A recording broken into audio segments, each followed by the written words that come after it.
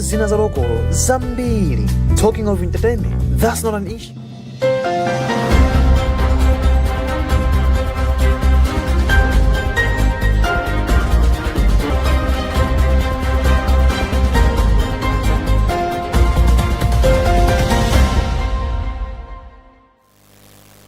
Glad you could join us for our 7:30 news bulletin. My name is Tandi Ramzumara. Let's have a look at our top stories.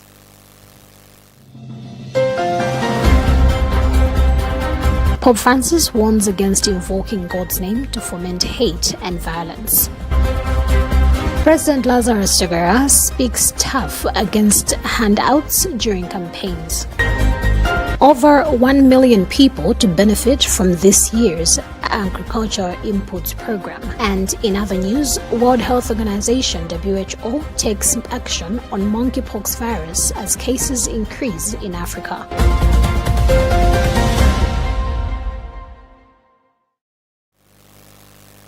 We have more details for these stories and more. Just stay with us.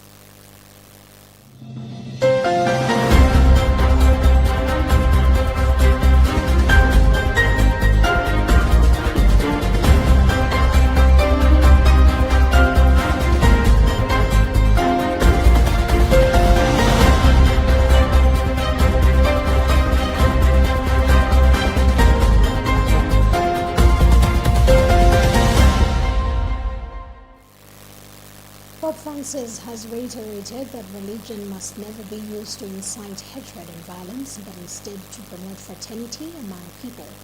Addressing a delegation from the Afghan Community Association in Italy, he met on Wednesday in the Vatican. The Holy Father strongly reaffirmed that no one can invoke God's name to foment contempt, hatred, and violence towards others. The association is a network of Afghan men and women living in Italy, engaged in supporting the integration of Afghan refugees in Italian society and in promoting dialogue and the respect of human rights of all ethnic communities. We have more details on this Vatican News report read by Charity Shirana.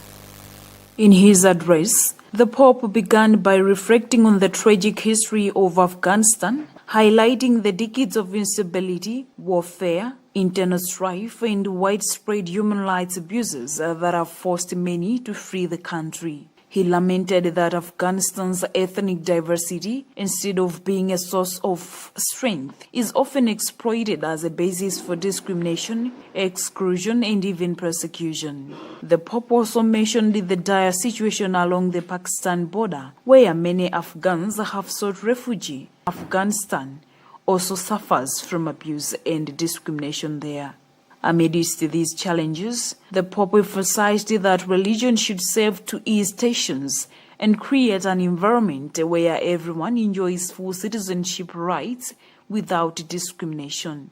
Instead, he pointed out that religion is often twisted into a tool of hatred, fueling conflict and violence. He urged the members of the Afghan network to continue their noble endeavor to promote religious harmony and to work towards overcoming misunderstandings between different faiths in order to foster dialogue and peace. Pope Francis concluded by praying that God would guide leaders and citizens in building a society where all individuals are granted full citizenship and equal rights, allowing everyone to live according to their own customs and culture.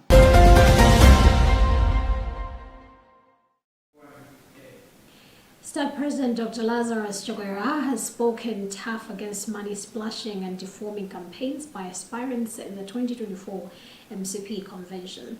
This is according to his unifying speech at the opening of the INDA, where he advised delegates to choose a leader who will assist the party to get back into power. Robert Edward has filed this report.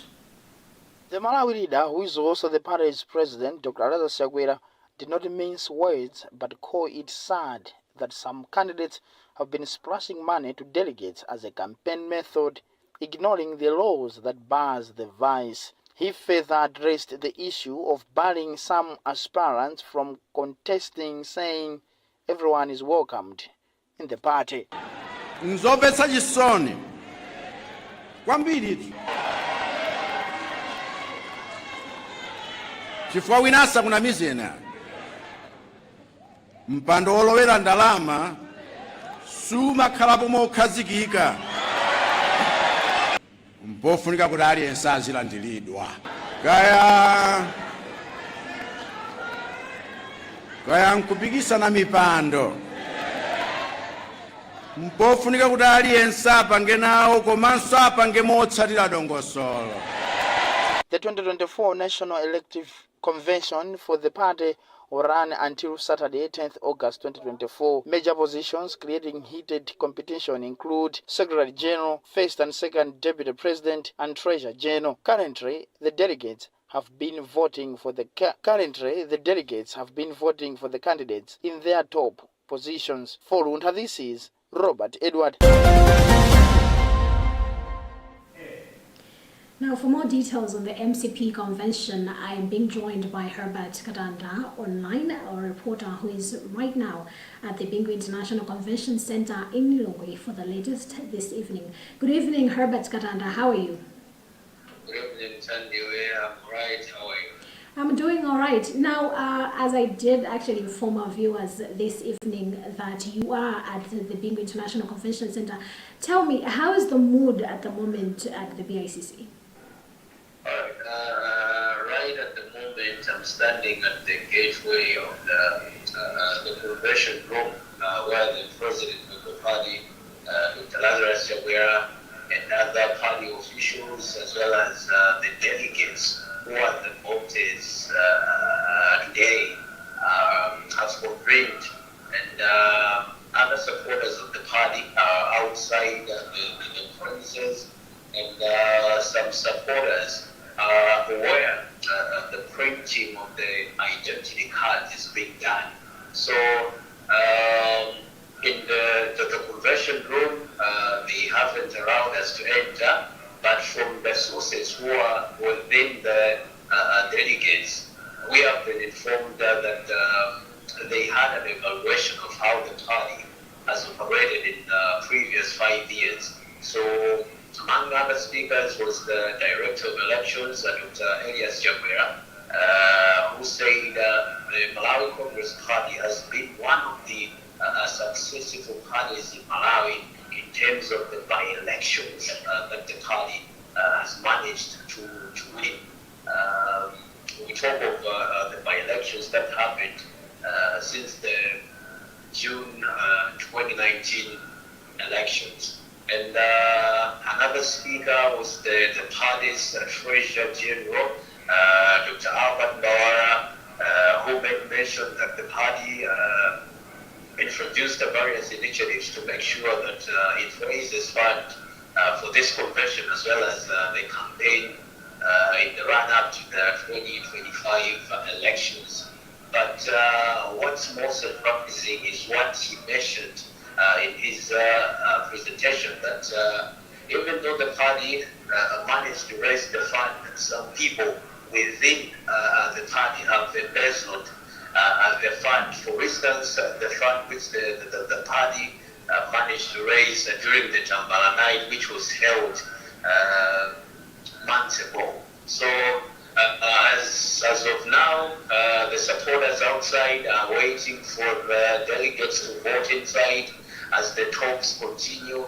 And also, we have been tipped that today, it seems like the strategic positions of the first vice president, second vice president, and also Treasurer General, as well as the party secretary general, will be voted in. And also,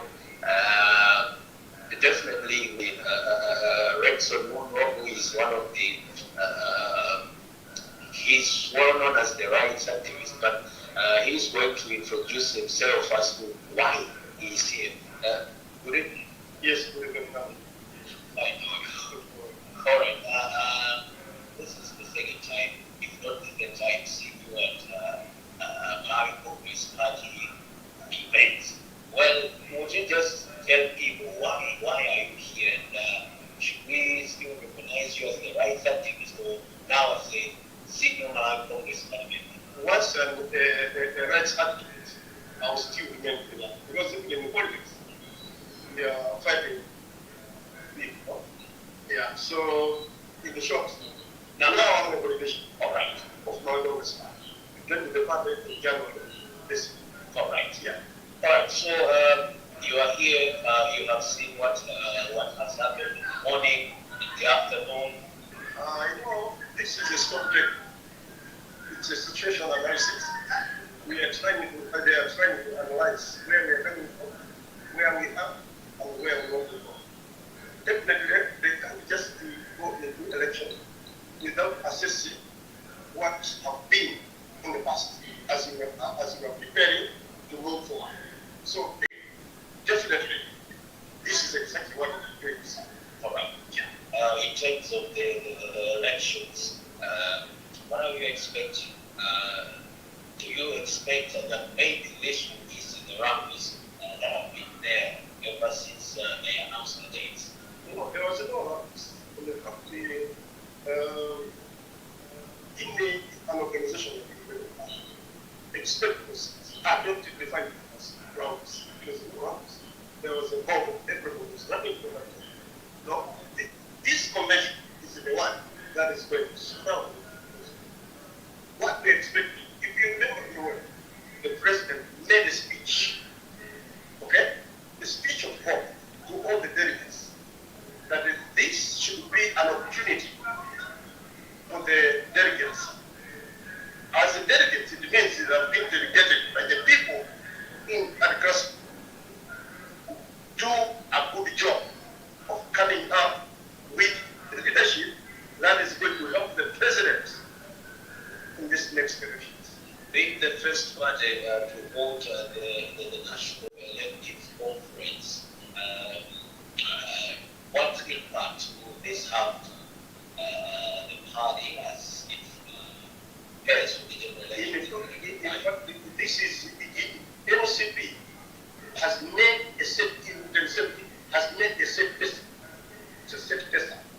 In a sense that they the first party to have this convention, and as you said, we defined it as rounds, but it is not rounds, where it has managed its crisis.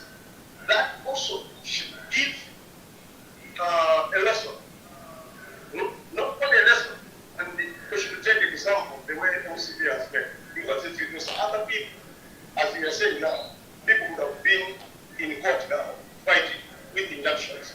Maybe other people would have been fired yesterday by taking the party to court. But you can see now, all those people that have some different because they were campaigning now they're here, they are participating in this convention, and they are participating in these elections. Thank you very much. You're welcome. That was Renson Munro, one of the party aspirants. He's aspiring for the party's member of parliament position in Luntha. Now I'm joined by our reporter Robert Edward, who has also been here since morning. Robert, you have followed what has happened today. We can say after court practice yesterday, now the convention has officially been launched, and we are just now waiting for the elections to vote inside. What do you have to react quickly? Now, quickly, indeed, I can say that we are hearing information coming from his side. Of course, this is an official coming from his side. First things first, we want to get delegates, guests to this convention are not in the auditorium, not in both media.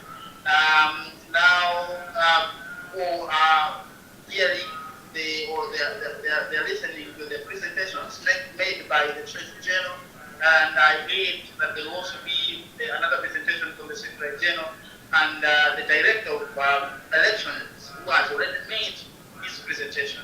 And there are three positions, that's what we are hearing, that there are three positions that delegates are going to so far cast their votes on, and these positions include the Deputy President position, the Secretary General, and the position of the Treasury General, and then the other positions are going to be handled carefully. Now there is a position which no one is contesting on that. That is the incumbent, the president. So we are still waiting to hear whether or not the voting has started. As we are talking to you now, we haven't gotten the information, credible information that the voting has started. We also heard that there were some few glitches that was encountered by the Malawi Electoral Commission, which is administering the elections. Still, these are some unconfirmed reports, but people are still here at the ICC, and the delegates inside, and we are expecting that the voting is going to take place today, and we are also expecting that by the close of business tonight, we are also going to hear either confirmed or unconfirmed reports. So it's been a day that has made the ICC be so much busy. I've never seen this place to be as busy as it has been. Day 3 times security, and the day was going down, the sun was going down, the darkness was coming, the security was being tightened and tightened and tightened. So we are waiting to hear the reports as they're going to be credible, they're going to be announced by the party officials. But what we can confirm now is that we haven't gotten the information that the voting has started. And by the time we are starting to give these updates, we do not get the official information that the voting has started inside. We were able to see that some delegates decided that cards haven't been introduced because Herbert and Robert. Yeah. That came as a rumor. Remember, I said earlier on that there are some glitches that encountered by the election administrative authority, which is the Malawi Electoral Commission, and that's what I was trying to refer to.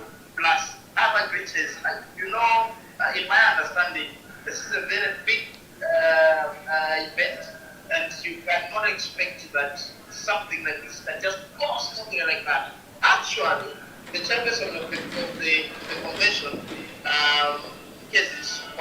actually is that it might be that there are some other issues that he didn't do well.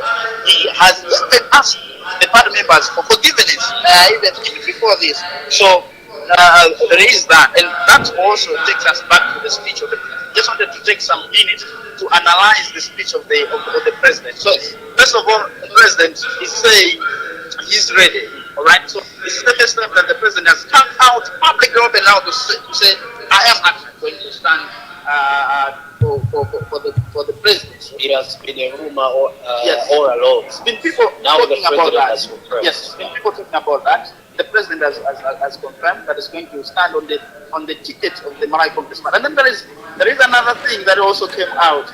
The president says no one should be saying that because of me, MCB got into power. Yeah. I don't know what he was trying to drive at. Other interpretations entail that he was trying to speak to UTM, okay, because UTM time and again has been saying, okay, without us, MCB couldn't have been in the power. And then the president has not been saying anything, not even the Malawi Congress Party officials, but the president here in his speech says no one should be saying that it is because of me that MCB got into power. Actually, he says it is because of the collective efforts of the Malawi Congress Party members. He also touched on the issue of handouts. Okay, so the president has also said that there are issues of handouts that came out during the campaign, and so on, and so forth. So I think that's what I can say. So now we are still waiting for official updates from inside the auditorium.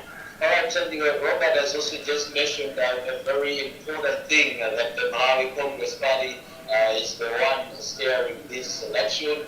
So right at the moment, we are still waiting to hear more from the sources that have been giving us information from the room where the president and other delegates are in, and also we are waiting to hear the expectations now from the supporters. That's all I can say now.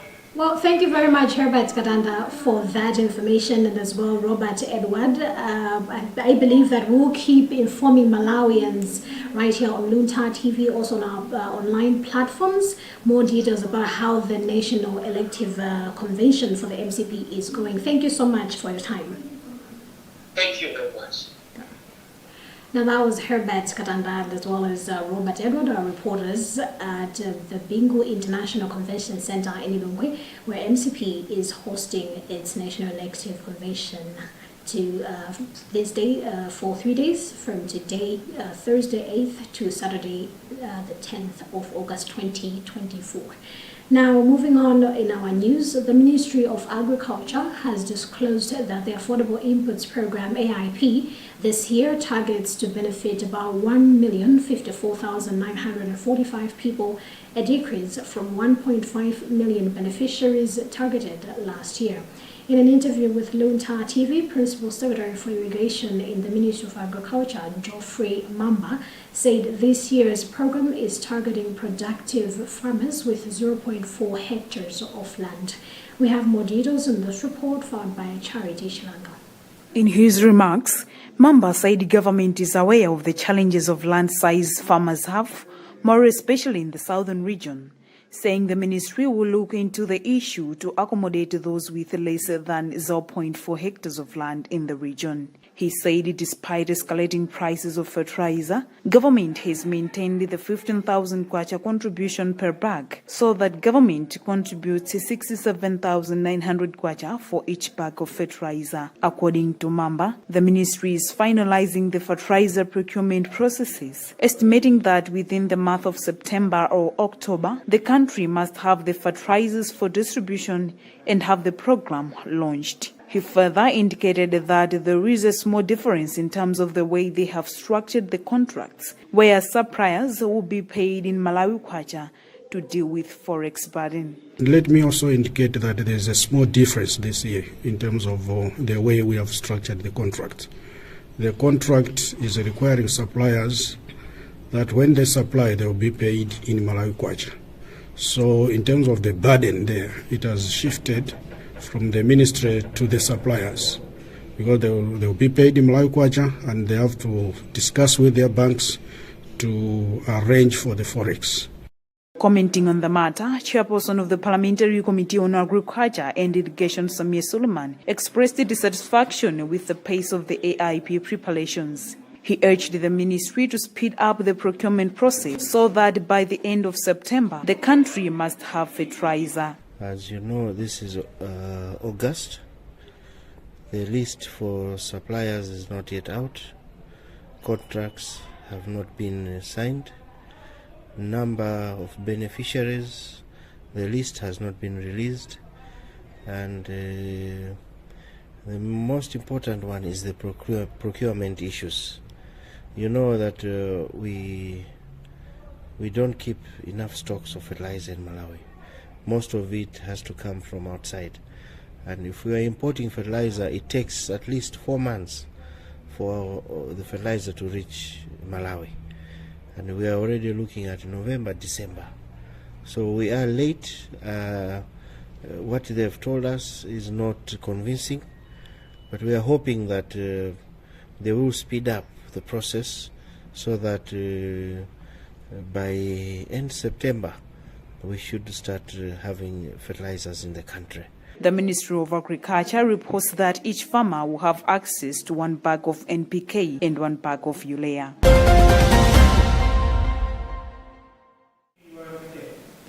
Opposition Democratic Progressive Party DPP has extended the submission of nomination papers ahead of its elective convention.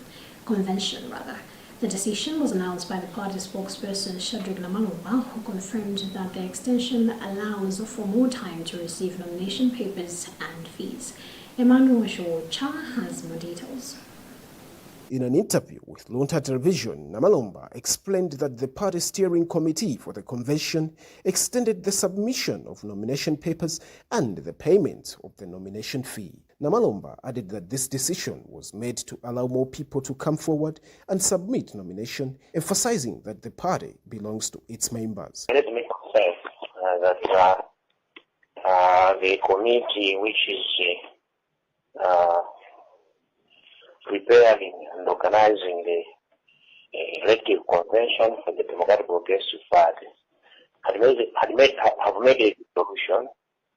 The resolution is that of extending the submission of nomination papers, but also an extension up until tomorrow for the payment of the nomination fees. So what it means, today is the deadline for only submitting the nomination papers, but in terms of paying the nomination fees, we have another 24 hours, that is until tomorrow, to pay the nomination fees. The party is urging all contestants who have expressed interest in contesting for any position to fill out all necessary forms and include signatures from delegates. The party will provide more details regarding the number of individuals who have submitted nominations after the closure of the exercise on Thursday, demonstrating its commitment to ensure a fair and inclusive process for all aspirants. The nomination collection and submission exercise began on August 2, 2024, and was initially scheduled to end on August 6.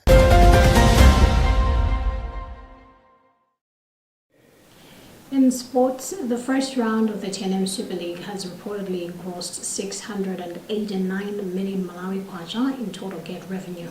Super League of Malawi Solom says this marks an impressive increase of 37% compared to last season's gross revenue of 503 million Malawi kwacha during the same time of the season. Clubs collectively shared a total of about 286 million Malawi kwacha, which is a substantial rise from last season's 195 million Malawi kwacha. Bernard Wanza has more details. The top earners from the gate revenue include FCB Nyasa Big Bullets, Mighty Mukuru Wanderers, Silver Strikers, and Premier Bet Dedza Dynamos. The defending champions, FCB Nyasa Big Bullets, have earned 66.4 million kwacha, while Mighty Mukuru Wanderers have collected 55 million kwacha. Current league leaders, Silver Strikers, have generated 35 million kwacha, a 76% increase in gate revenue, having earned 20.4 million kwacha at the same time last season, while Premier Bet Dedza Dynamos have generated 17.3 million kwacha. Solom says the league had to pay a total of 149.7 million kwacha in match day expenses, while the Sports Council received 26.8 million kwacha. The Football Association of Malawi FAM earned 37.6 million kwacha, while Solom pocketed 53.8 million kwacha. In addition to gate revenues, the Super League of Malawi has secured 86.8 million kwacha from media broadcasting rights for the first round of the season. According to Solom, the financial growth highlights the increasing popularity and commercial success of football in Malawi, which sets a promising precedent for the future of the sports in the country. The second round of the season is expected to kick off this Saturday, the 10th August 2024.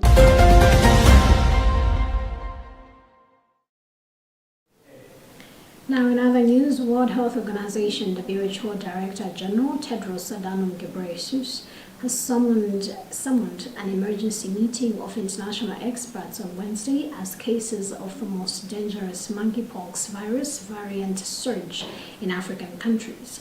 Reports suggest that this variant is highly infectious, allowing it to spread rapidly among individuals, prompting serious concern from WHO experts. Speaking at a press briefing in Geneva, Ghebreyesus said an expert will determine whether the outbreak should be considered a global emergency. We have more details in this African News report read by Phyllis Chizombe.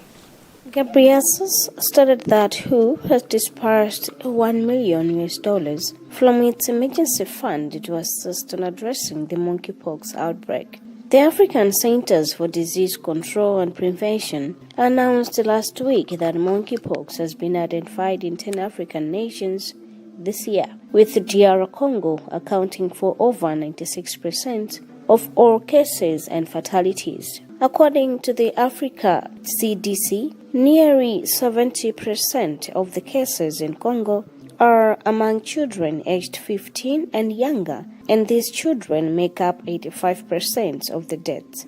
Mpox cases were reported for the first time last week in Burundi and Rwanda, with additional cases also identified in Kenya and the Central African Republic. The spread of pox has been largely controlled in Western countries thanks to vaccine and treatment, but these options remain scarce in Africa. Malia van Kehoff, who oversees the WHO's outbreak department, pointed out various troubling aspects of the pox crisis in Africa and called for a swift response.